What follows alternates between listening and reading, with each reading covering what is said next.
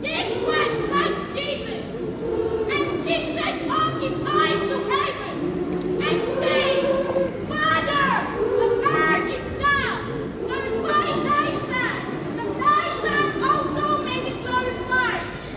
And this is Jesus Christ. I am not fighting on earth. I have finished my work which gives me to do.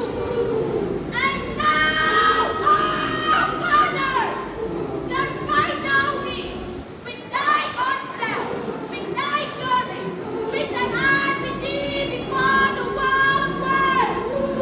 And again, when he begat me, the first begotten into the world, he said, and let all the angels of God worship him. But unto the Son he said, thy throne, O God, is forever and ever.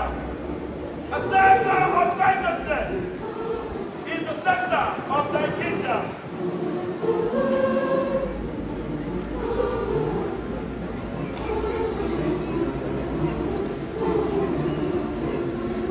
Glorify thy Son, Father, glorify thy Son.